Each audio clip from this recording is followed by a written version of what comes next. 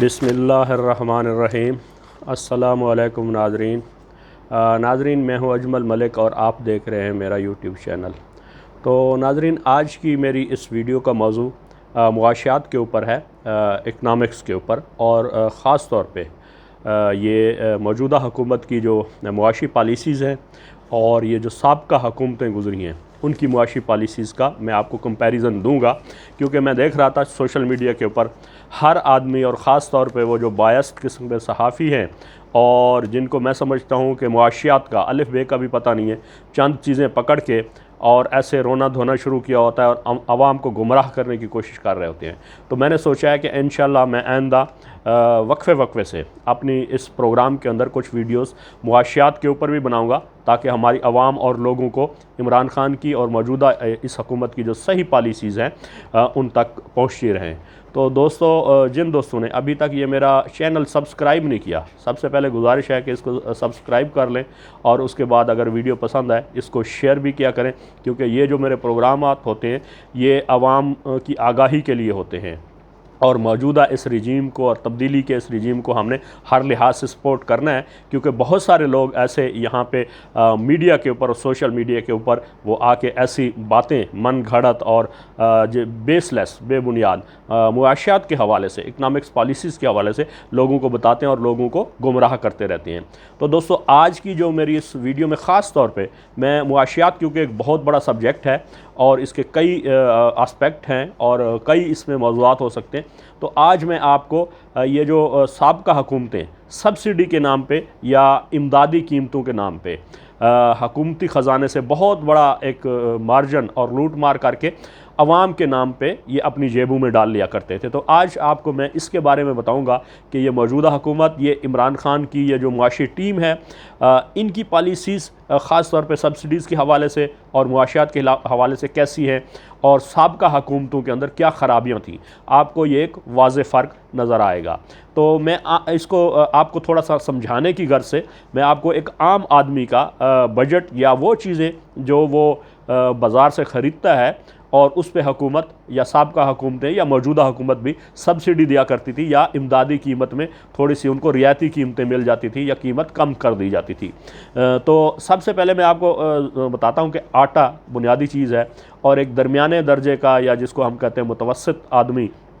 अपने जो उसका घर होता है वो 30 किलो से महाना अपना गुजारा कर लेते हैं, 30 किलो आटा से। और अगर हम साल का आटा उसका हिसाब लगाएं तो वो 30 से मल्टीप्लाई करें तो वो 360 केजी। और कोई भी हुकूमत साबका जितनी भी गुजरी हैं तो 10 रुपये पर केजी से ज़्यादा कभी किसी ने सब्सिडी नहीं दी। तो इसमें टोटल इस तरह फ़ी ख़ानदान 3600 रुपये वो यूँ समझ लें कि आटे की मद में इमदादी कीमत दे देते थे या गरीब लोगों को इसका फ़ायदा होता था। अच्छा, दूसरी चीज़ जो आ जाती है इसमें वो घी है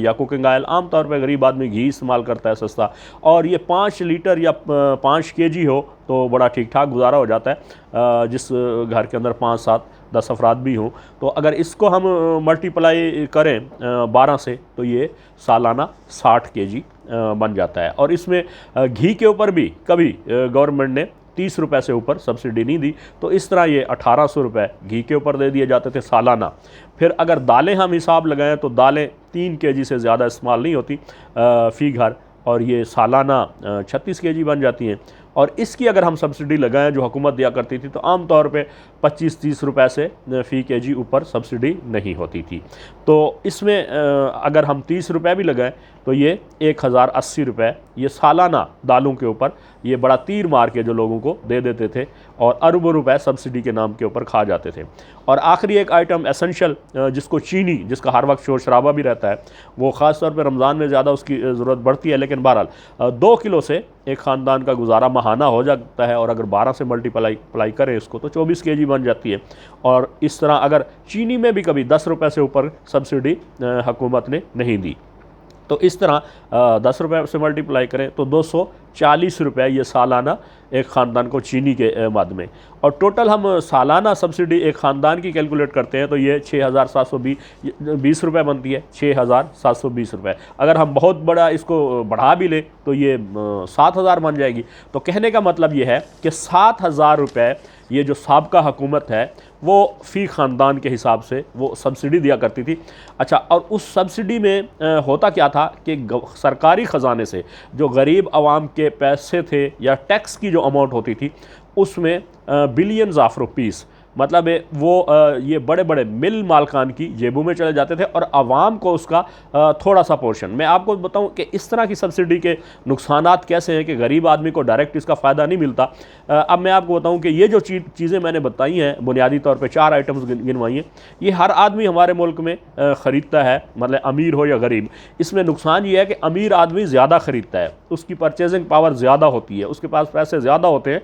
तो वो जितना ज़्यादा ख़रीदेगा जो आदमी, तो उसको उससे उतना ज़्यादा फ़ायदा होगा। कहने का मतलब है कि इस तर्ज की जो सब्सिडीज़ होती थी या इमदादी कीमत होती थी, इसका अमीर आदमी को ज़्यादा फ़ायदा होता था चीज़ों की, अशिया की ख़रीदारी में भी। और दूसरी सिमत में, दूसरी साइड अगर हम इसका दूसरा एस्पेक्ट देखें तो मतलब ये सब्सिडी जाती किन को थी। मिसाल के तौर पे हम कहते हैं जी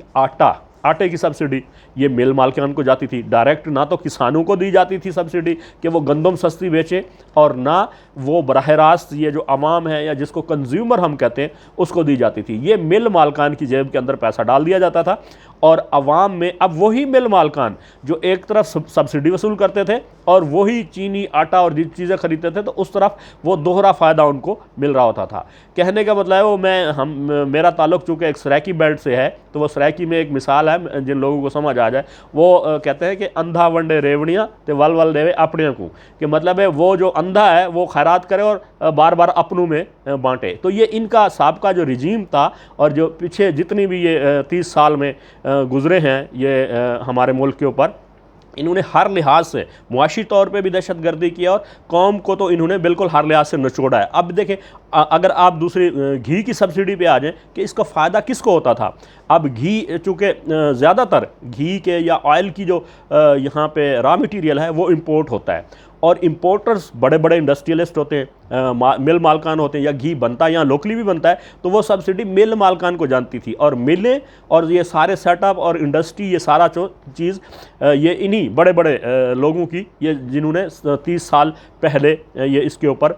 राज किया है। और एक तरफ वो जनाब अली अवाम के ऊपर मतलब एहसान, और उनको ये बताते थे कि जी इतने अरब रुपए की सब्सिडी दे के ये इतनी चीज़ सस्ती कर दी गई है। अच्छा, पैसा भी वही अवाम का, मतलब अवाम की जेबों से टैक्स की शक्ल में निकाल के और फिर वो अपनों में बांट दिया जाता था सब्सिडी की शक्ल में, और थोड़ा सा पोर्शन उसको सस्ता करके वो अवाम को दे दिया जाता था। लेकिन वो उसका भी फ़ायदा वो किसी वक्त ये जो जिसको कहते हैं ज़ख़ीरा अंदोज़ या ये जो होल्डर हैं, ये बड़े बड़े माफियाज, वो भी साल में एक आध दफ़ा इतना बड़ा जंप लेके महंगाई करके होल्डिंग करके या ज़ख़ीरा अंदोज़ी या चीज़ें शार्ट करके उसका भी मार्जिन अवाम से छीन लेते थे। और इसी तरह अगर आप चीनी देखें तो चीनी की जो सब्सिडी है वो भी मैं कहता हूँ कि मिल मालकान को, शुगर की ये इंडस्ट्री किन के पास है, मतलब सारे यही सियासी ख़ानदान और ये बड़े बड़े जिन्होंने 30-40 साल तक मुल्क के ऊपर लूट मार का बाजार गर्म किए रखे, ये सब्सिडी भी उनको जाती थी। मतलब ये जो आजकल मैं कहता हूँ कि तोता चश्म किस्म के सहाफ़ी और जिनको इकनॉमिक्स की या मुआशियात की अलफ बे का पता नहीं है,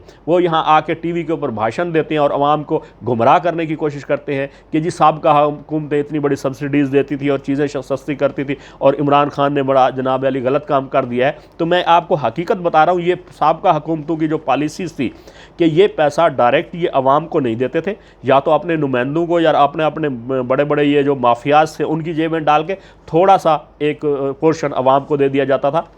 वो भी उनके ऊपर एहसान करके। मिसाल के तौर पे मैं अब कंपैरिजन करता हूँ कि इमरान खान की और उनकी पॉलिसीज़ के अंदर फ़र्क क्या है। मतलब अब एक ख़ानदान को आपको, जैसे मैंने ये कैलकुलेशन दी है, 6,720 रुपये सालाना सब्सिडी एक आदमी को जा रही है, और यही इतनी, इससे ज़्यादा कहीं ज़्यादा जो सब्सिडी है वो अमीर आदमी को चली जाती थी क्योंकि वो भी यही अशिया ख़रीदता था। अब इमरान खान की सिर्फ मैं 2 चीज़ें यहाँ पर कोट करता हूँ कि जी इसमें और उसमें फ़र्क क्या है। सबसे पहले ये जो एहसास कैश प्रोग्राम इन्होंने अनाउंस किया, तो सबसे पहले इन्होंने एक प्रोग्राम बनाया सॉफ्टवेयर या मोबाइल के ऊपर कि डायरेक्ट जो लोग ज़रूरतमंद हैं या जो मुस्तहक हैं उनका डाटा इकट्ठा किया नादरा के ज़रिए, और डायरेक्ट उनके मोबाइल पे पैसे गए और उसमें किसी आदमी का इन्वॉल्वमेंट नहीं थी। वो जाके ATM से पैसे निकलवाते थे, कोई रिश्वत नहीं थी और दूसरी चीज़ इसमें नहीं थी। एक तो ये डायरेक्ट इसको आवाम को इस तरह फ़ायदा हुआ। दूसरा ये जो सब्सिडी अभी इमरान खान ने मैं कहता हूँ कि सबसे बड़ी सब्सिडी जो अभी दी है, ये सस्ते घर, ये जो इमरान खान की पॉलिसी थी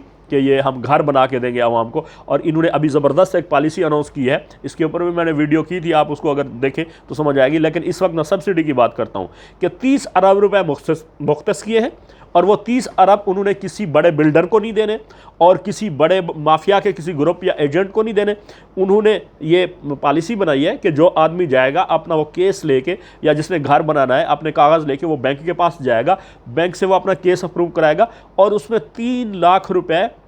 फी घर डायरेक्ट उस गरीब आदमी को गवर्नमेंट सपोर्ट कर दे देगी और सब्सिडी दे देगी। मिसाल के तौर पे अगर कोई आदमी 20 लाख रुपए का कर्जा लेता है घर बनाने के लिए, तो उसको 3 लाख रुपए हुकूमत देगी। मतलब यह है कि यकमुश्त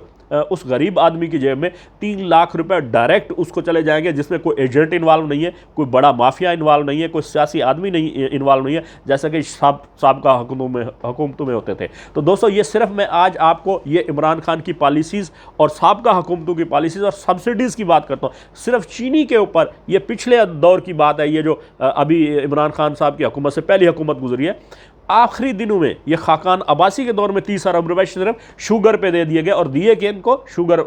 मिल के मालकान को, अवाम को नहीं दिए गए। तो कहने का मतलब है कि अवाम से लूट मार करके फिर मिल मालकान और अपने अजीज़ रिश्तेदार और ताल्लुक वाले और माफिया के जो ये इनके सपोर्टर और इनके जो खुशामदी लोग होते थे, उनको ये सारा कुछ दे दिया जाता था और एहसान अवाम के ऊपर थोप दिया जाता था। तो अब ये जो पॉलिसीज़ मैं कहता हूँ, एक एक पॉलिसी मैं आपके सामने बयान करूँगा। ये सिर्फ सब्सिडी या इमदादी कीमत के ऊपर अब मैंने बात की है, तो उम्मीद है दोस्तों को ये बात मेरी समझ आई होगी। और मैं नेक्स्ट इस तरह की इंशाल्लाह वीडियोज़, अब ये जो डॉलर का शोर शराबा मचाया जा रहा है कि जी डॉलर महंगा और सस्ता, मैं अगली वीडियो में आपको ये बताऊँगा कि डॉलर को अगर जिसको कहते हैं गैर फितरी तरीके से महंगा रख के या सस्ता रख के कितना नुकसान होता है, तो वो किसको नुकसान होता है, उसका भी गरीब आदमी को नुकसान होता है। मैं आपको बताऊंगा, अमीर आदमी को डॉलर के सस्ता होने से कोई फ़ायदा नहीं होता। और इसी तरह बहुत सारी जो दीगर साबका हुकूमत की मुआशी पॉलिसियाँ थी, वो अवाम दोस्त नहीं थी। ये बड़े बड़े माफियाज को और बड़े बड़े जो इंडस्ट्रियलिस्ट हैं और ये जो बड़े बड़े कारोबारी हैं और जिन्होंने मुल्क के ऊपर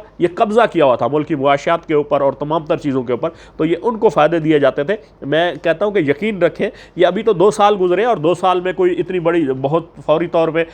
तब्दीली आप एक्सपेक्ट ना करें। इंशाल्लाह जब 5 साल गुजरेंगे तो आप वाज़े तौर पे फ़र्क महसूस करेंगे। और अभी जो बुनियाद रख दी गई है, इसके अंदर आपको असरात आइंदा इंशाल्लाह साल 2 साल 3 साल में लोगों को मिलना शुरू हो जाएंगे। तो दोस्तों इंशाल्लाह मिलेंगे फिर इस तरह की नेक्स्ट वीडियो में, जो किसी मतलब मुआशी पहलू के ऊपर होगी इस हुकूमत की और साबका हुकूमतों की। तो दोस्तों देखते रहें मेरा ये चैनल। इंशाल्लाह मिलेंगे नेक्स्ट वीडियो में। अस्सलाम वालेकुम।